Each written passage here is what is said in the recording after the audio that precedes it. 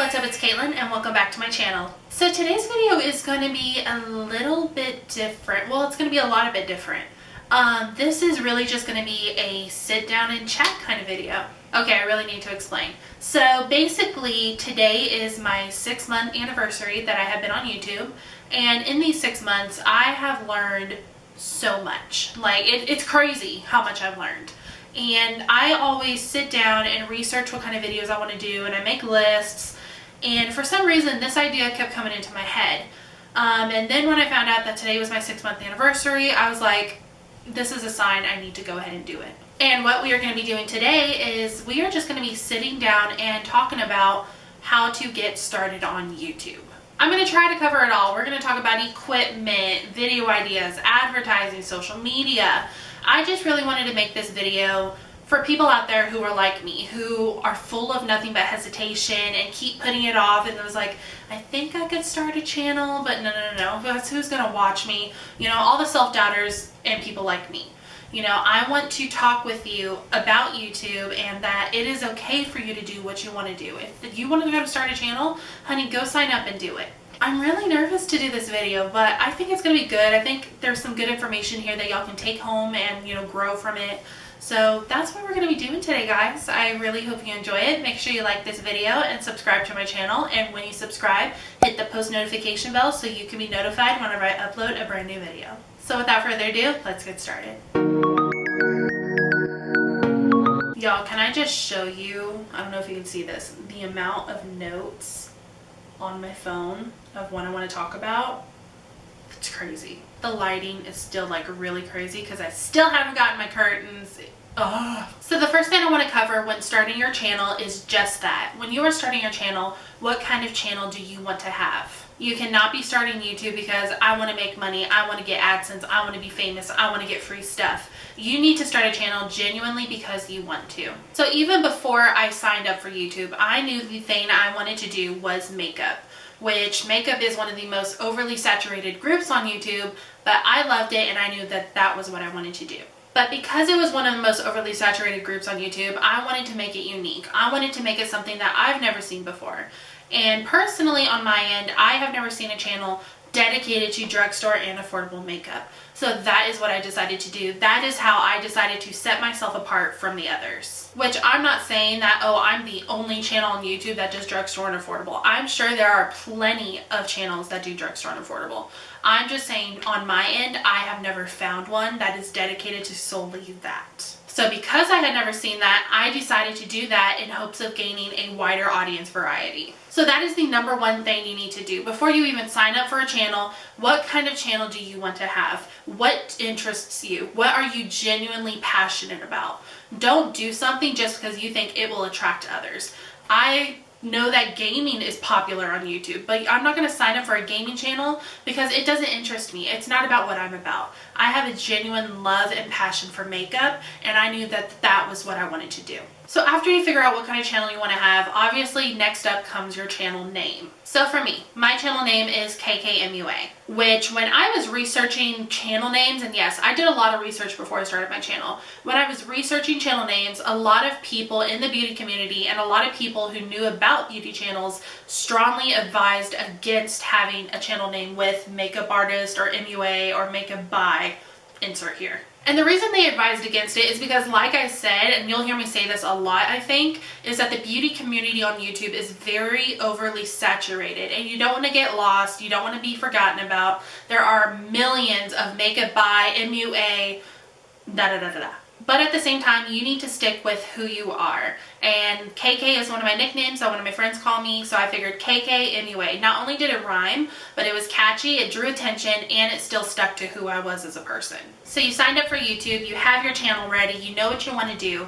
So next up comes equipment. In my opinion, the first piece of equipment you should get is a camera. Obviously. I know there are people that film and upload on an iPhone or on your smartphone, and that is perfectly fine. I'm not saying that that's like crappy or you're not going to get anything from that. I'm just saying, for me, in my opinion, a camera is a better option. I definitely do agree with the people that say you need to spend money to earn money. And so if I had to choose between a camera and an iPhone, I'm going to go with the camera 100%. But with that being said, I do not mean that, oh, you need to go with camera. I don't mean that you need to go out and purchase a $700 or $1,000 camera. I believe in getting the most bang for your buck. That's how I was raised. So 95% of my equipment is secondhand. So my camera is a Canon SX50HS, and I've had this camera before I even knew I wanted to start YouTube. I love photography, and the only reason I got this specific camera, and it sounds really stupid, is because this is the same camera that in an episode of Keeping Up with the Kardashians, when Kim Kardashian was making her selfie book, she took this camera on vacation. That's the only reason I have this camera. It wasn't because it has any cool features or anything. That is the only reason. So I used this camera for photography for a few years, and I still do it. But when I started YouTube, I already had my camera, and it was secondhand. I got this camera off of eBay for, if I remember correctly, about 200 bucks. It was 200 bucks. It came with the charger and the battery, and it was perfect. It had the lens on it, the body, the lens, everything was ready to go. Now, I will say, when it comes to buying on YouTube, you need to check out the store, you need to check out the reviews, you need to make sure that they are a good seller. And the store I bought this one from, they had no bad reviews. The camera was like new, and it has been doing me good ever since. I've had this camera for about 4 years, and you know, knock on wood, it's done me good. This camera has no fancy lens, no fancy settings. I literally zoom into my background.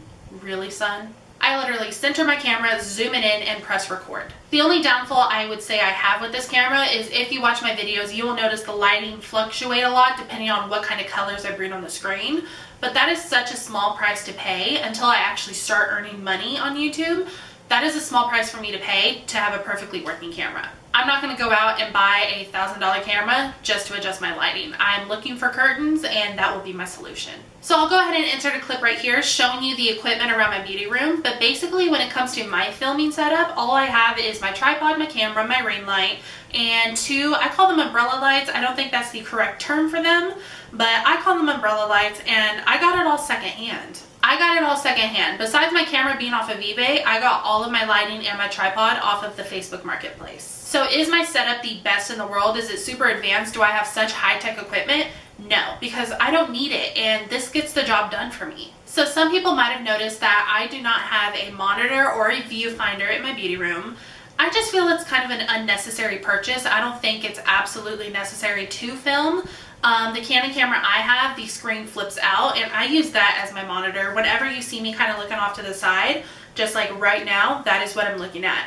And the camera is close enough to where I have no problem looking at that. Besides that, I always have, you know, my mirror in front of me. So I just feel it's unnecessary. If you genuinely want one, you could go purchase a monitor. Something my husband told me that I did not know before is if you have like a TV in your room, or if you have an old TV that still works, all you need is that and the cable to connect your camera to the TV. I think it's a HDMI or a mini HDMI cable, and you can turn an old TV screen into your monitor.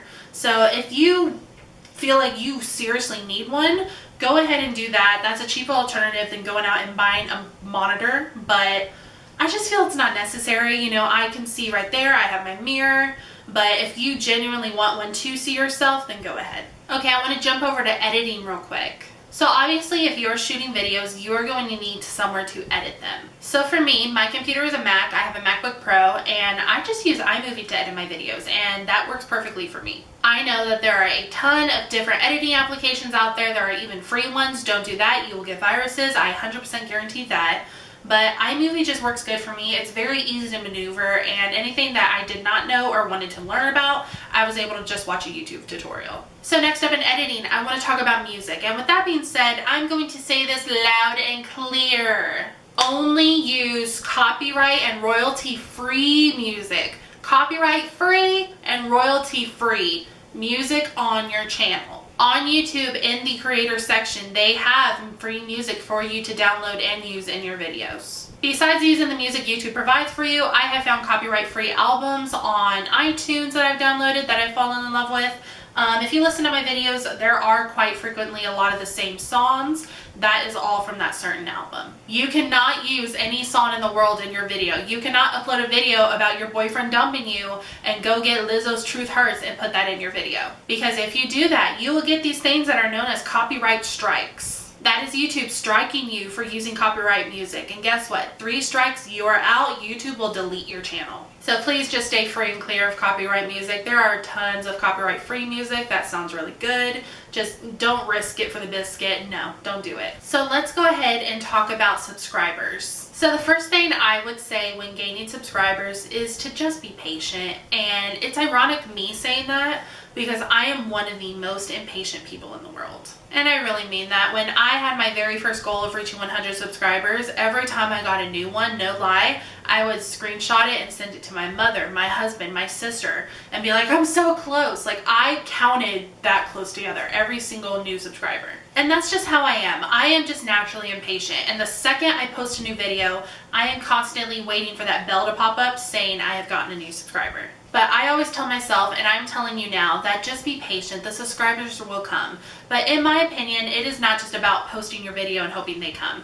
I truly believe in advertising yourself, putting yourself out there to make sure you are known. So when it comes to advertising myself, I go hard. After every single video I film, I will always take a picture of the look I created and I will post that over on my beauty Instagram page. By the way, that is always linked down in the description box. Click that and follow me. God, what a shameless plug. But I will always take a picture of the look I created and I will post it on my beauty Instagram with just a little bit of teaser info.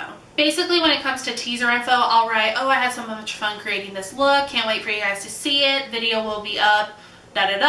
Make sure you click the link in my bio and subscribe to my channel so you get notified when it's up. You know, I will always advertise that. And then after I write that, I will always tag and hashtag the brands I used in the video. So let's just say I took a picture of the look I have on right now and posted it to my Instagram page. I would always have some teaser info, and then after that I would be tagging, let's see, let me look at my face. I'd be tagging Milani, Profusion, Salon Perfect, Maybelline, NYX. I tag from head to toe, well, from forehead to chin. I tag every single brand that is on my face because I want those brands to see me. I want them to know that I am someone who is consistently using their products. And then after the tagging comes the hashtagging. So obviously I will also hashtag the brands I use. So if I tag e.l.f., I will hashtag e.l.f. But you don't want to only hashtag the brands you are using. You want to hashtag what your channel is about. So since I am a beauty channel, I will hashtag makeup, makeup tutorial, first impressions, beauty, beauty community, affordable makeup, drugstore makeup. Every little plug I can get in there, I will do. I make sure I cover all my fields. So like I said, whenever I'm posting a picture of the look I just created, I will post that to my beauty Instagram. And I want to cover that real quick. If you are starting a YouTube channel that is like beauty or nails, you know, something that's aesthetically pleasing, I strongly suggest creating a secondary social media. And this isn't something you necessarily have to do. I am just saying that this is somewhere where you will be able to specifically post your content and nothing else. So for me, when it comes to my beauty social media, I only created a secondary Instagram page. I know there are people out there that have created beauty Facebook pages, beauty Snapchats. I don't feel it's all that necessary. I don't go that far, but I do suggest at least creating a secondary Instagram page where you can post specifically your content. Also, I do suggest making any social media account names that you create relatable to your channel name. So for example, my YouTube channel is KKMUA. My Instagram beauty page is Mrs._KKMUA. So jumping back over to my advertising. So like I said, when I do my sneak peek posts, you know, I'll tag the brands and stuff, but that is just one part of it. Once I upload my video, I will take the thumbnail picture that I used for it and I will put that on my Instagram page saying, okay, y'all, the video's up. Please go like it. Make sure you subscribe while you're there. And once again, tagging the brands, hashtagging the brands, and hashtagging anything that has to do with my channel. And to announce when my video is uploaded, not only will I post on my beauty Instagram, but I'll hop on Facebook and post on any beauty groups I follow. The same thing. I'll post the screenshot of my thumbnail and I will put, hey, I just uploaded my video, and I'll say what it's about and then just copy the link in there. So that's another way I advertise, is when I started my channel, I wanted to find people that were like me, that were hesitant, that loved and had a passion for makeup. So I hopped on Facebook, I went into the groups and I simply searched makeup. I read what the groups are about, and any ones that intrigued me, I joined. Now the only thing I will say about that is before joining a group, make sure you read their rules and criteria before you join, because some of the groups I used to belong to were just big pains in the butts. Like I remember there was this one group and I posted in there for the first time and 30 seconds later I got a subscription and I was like, oh, this is awesome, this is amazing.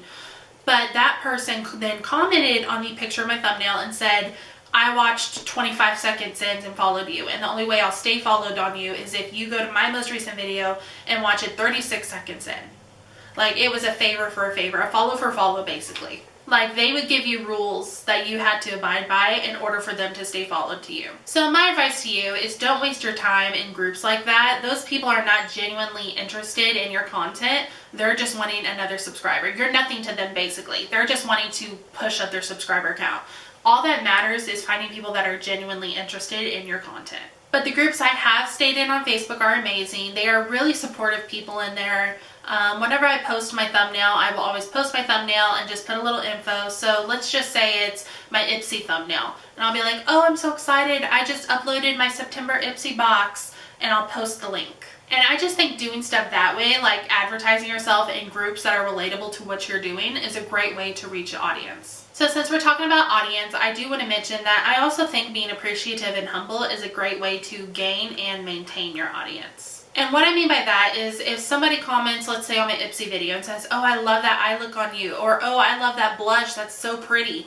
Any kind of positive comment they give you, it only takes a few seconds to reply back and be like, oh, thank you so much. People genuinely don't understand how much the words thank you mean to someone. So if someone gives you a compliment on your video, respond and say thank you so much, or oh yes, I loved it, it was great.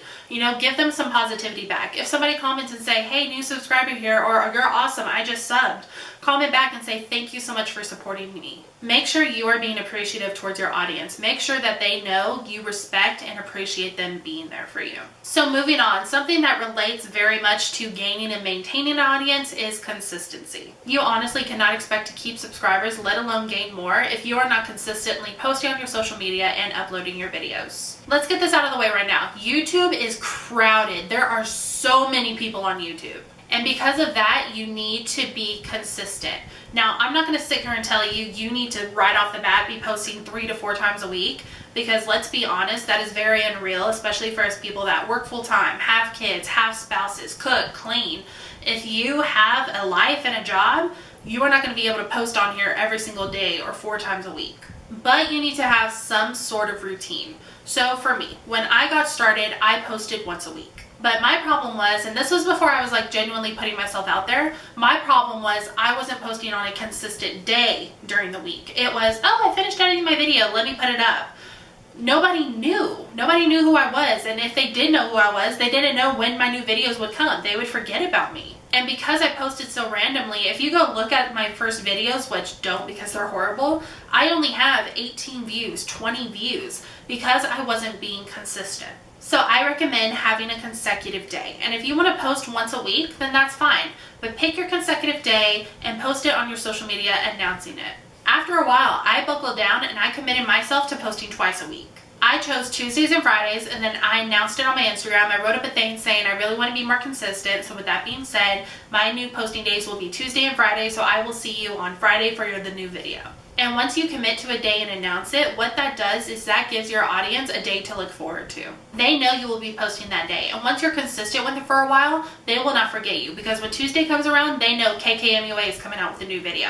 When Friday comes around, they know KKMUA is coming out with a new video. So jumping into videos, let's talk about the kinds of videos you should film. You want to make videos that are popular, but at the same time, you want to make videos that stay true to who you are as a creator. So for me, I am a beauty channel, and from what I see, there aren't really a lot of makeup tutorials anymore, meaning there isn't a lot of black smoky eye tutorials or purple cat eye tutorials. But for me, staying true to who I was as a creator, I still did a Pride makeup tutorial because that's what I wanted to do. Sure, you want to keep up with the popular trends that are happening, but you still want to stay true to who you are, not only as a creator, but as a person. I cannot stress that enough. So when I am coming up with ideas for my channel, I will research different beauty channels and I will feed off of them.